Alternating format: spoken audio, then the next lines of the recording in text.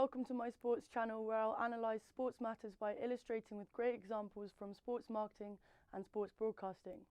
On today's podcast, I'll be looking at the relationship between different forms of media, traditional and new, linking it with globalisation and nationalism. As Rowe 2004 illustrates, visual and written communications are as old as cave paintings, but the 1800s industrialisation gave rise to what we know today as mass media. The symbiotic relationship between the physical being sport and the symbolic being media became indispensable in the last 100 years. Today there are many different forms of media, from newspapers and magazines to social media platforms and sports apps. Newspapers can be credited to be the first medium to sports, with the first coverages dating back to the 1700s in the USA, to attract even more readers shown by one to 2019.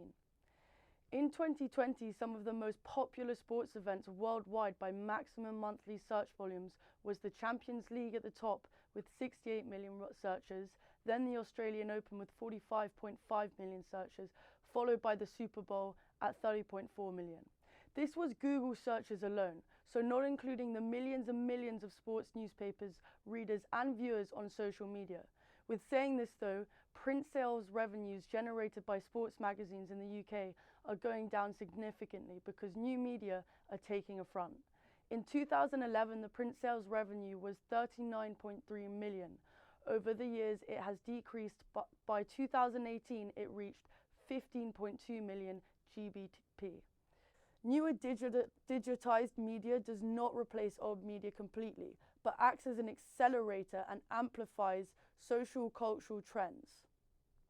Like old media, new media is a parasocial interaction, so it's always been one-sided from the fans to the sport and players, but not the other way around. The key elements new media has is that it is interactive. Fans can create content, connect and consume content, as it is all digitized. During the 2020 Tokyo Olympics and Paralympic Games, the most popular way to watch the game was on live shows TV at home. 68% of people in Japan said they watched it live at home, followed by 46% of people who watched the highlights on TV or the internet. 12% said they watched it at the venue, another 12% read newspapers and magazines, and at the bottom, 3% of people said they listened to live shows on the radio.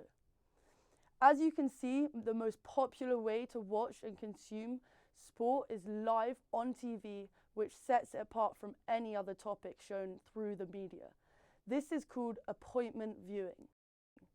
Over the many years, sports has reached more and more audiences and corners of the world. As Bellamy 2013 said, sport became the vehicle for reaching wider and mostly difficult audiences. The mass media has been successful in achieving this global reach, and in turn, sports is now a globalisation. People round the world, no matter the race, gender, ability, language, background, they can all unite over sports.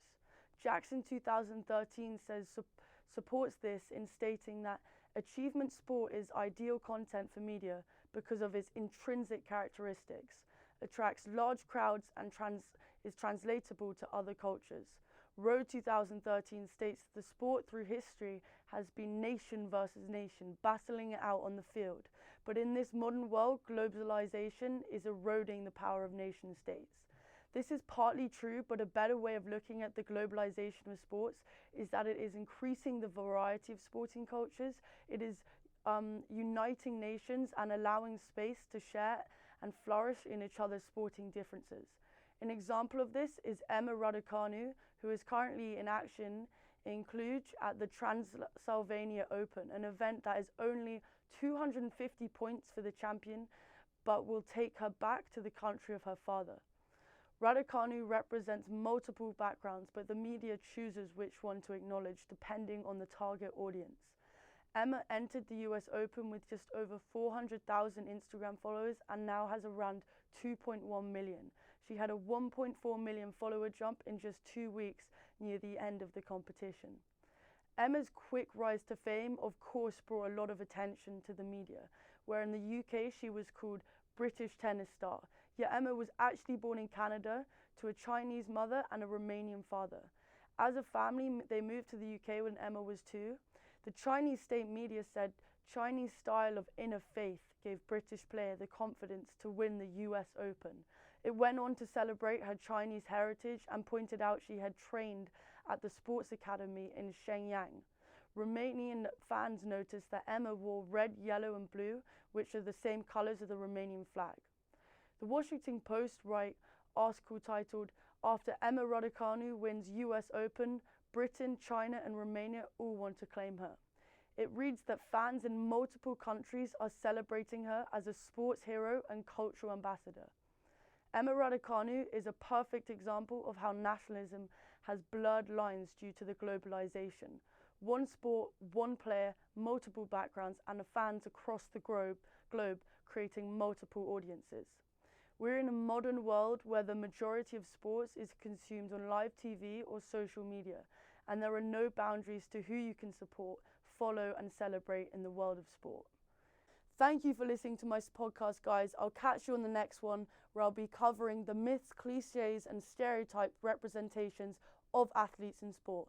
Until then, though, stay active. Thank you.